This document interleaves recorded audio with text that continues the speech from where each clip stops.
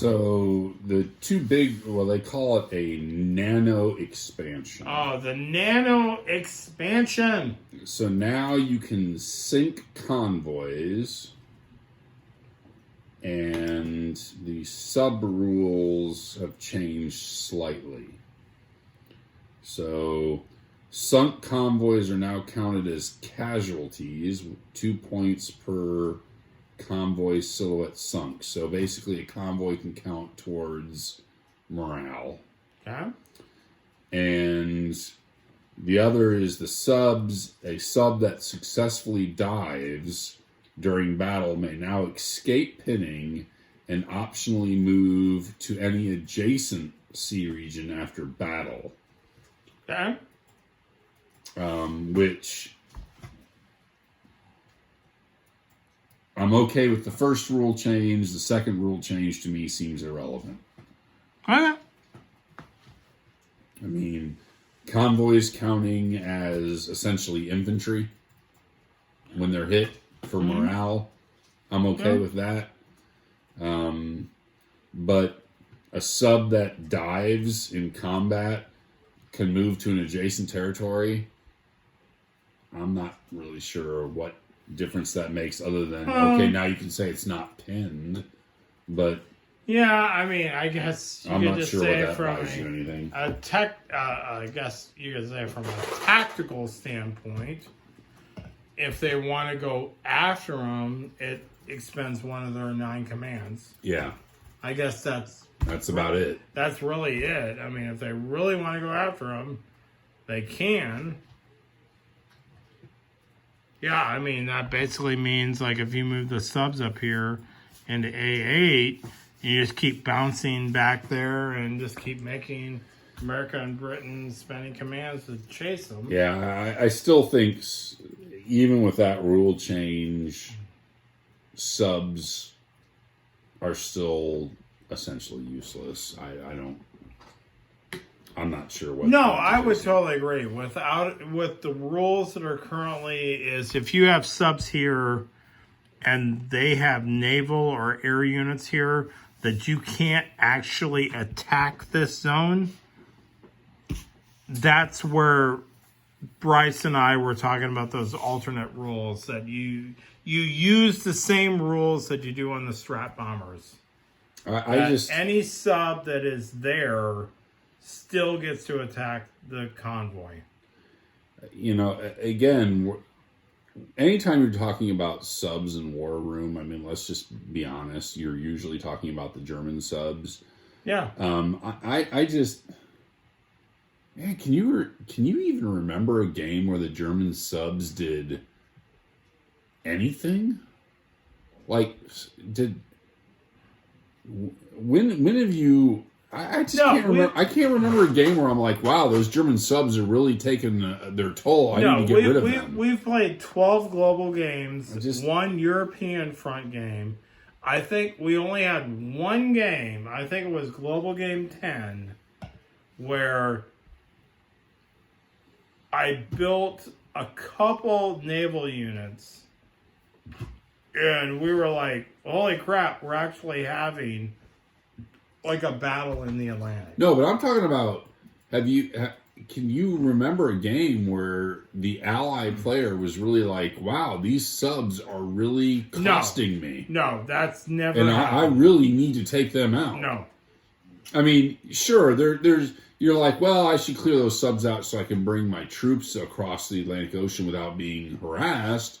But I just don't ever remember the ally player going, wow, I'm just losing so many resources to subs. I really got to do something about them. It's just never happened. No, that has never happened in any global game we played or the Western Front game where, in fact, the ally player was actually concerned about German subs. I'm not even sure, has A9 and A8 ever been successfully attacked by subs? I don't think, if I look back on our 12 global games, I will be honest in saying that I don't think in any turn Germany has ever actually attacked those convoy routes. in 12 games. Yeah. I don't think Germany has ever actually attacked them. Either because of apathy. Like, what's the point? Well, I don't think you have the moves. I go out there. But no, they could. I mean, in the opening turn, the Germans could go out there. But if the Allies put one naval unit out there or one air unit out there, they can't attack them. And so it's like, what's the point? Yeah, I don't know. You see, I think that is absolutely insane that if the German player on the opening turn puts 5 subs in A8 and the Allied player puts 1 fighter in A8, that the subs can't attack. Yeah, I would agree. I think that's totally freaking insane. I would agree with that. I think it's the exact same as if I put 5 bombers in Greater Germany to strat bomb and you have 1 fighter there. Yep. We fight our battle. Yep. You get 3 attacks against me, but at the end of the day, I get to bomb you. I think it should be the same for the Navy. I would agree with that. I think it should be the exact same for the subs. Yeah. That if I get through, I get to shoot. Yeah, I would agree with that.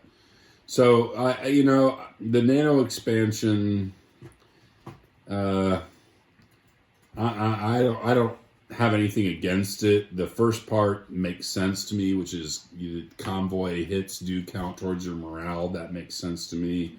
But as far as the subs that dive get to move to an adjacent territory, I don't know what that solves. I don't think it solves anything. I have very few subs that actually get to dive. Yeah. So I'm not. It happens rarely, and then quite frankly, I guess you could get into a possibility. I don't know if this is possible. Maybe it's possible, but what if a sub dives, which means it gets to go to an adjacent territory, but you don't have a command token? Does it get sunk? Come on, man. What are you doing, dude? I don't know. It's... Hey. This is just my personal opinion. I think it's cheesy that fighters from B1 can fly all the way to A14 and attack my subs to begin with. I don't think that's a... I realize it's a top-level game. Well... Let's not get into the whole minutia I guess of actual fighter ranges and all that stuff. You could... But there is a part of me that says... Well, there was a World War I biplane that shot a torpedo and destroyed the rudder of the Bismarck. Yeah, well, But, I don't know. I'm okay with that part. To me, I think our solution with the subs makes the most sense, which is just like the bombers. If you survive, you should get to sink. Yeah, I think you get. Yeah, I think you should get to shoot. Just because you're in battle doesn't mean you don't get to shoot. I understand if let's say some scenario breaks out where Germany has a battleship, 2 cruisers, and 5 subs out here, and after the end of the battle they have a battleship and 2 subs. I still think the 2 subs should be able to shoot. I think so too. I think that's how it should work. But all right, well... the movers and shakers at Nightingale... I think that's... They're not... I don't think they're big fans of the officer lounge. So. Well, I do think that, like I said at the beginning of this, and, there's a lot of new stuff here that is awesome. I think some things need to be tweaked. I do wish that Nightingale Games would come to us, obviously, because, of course, we're the smartest people in the room, but we're the only 2 people in the room. Damn! To help with a second edition. I think this game is awesome. I think we could make it better, though, with a second edition with some changes. But at the end of the day, I still go back to what a lot of people have said on our videos, and that is just play the game out of the box rules, dude. The rules are what they are. Yep, I agree with that. That is certainly one way you can handle it. Absolutely.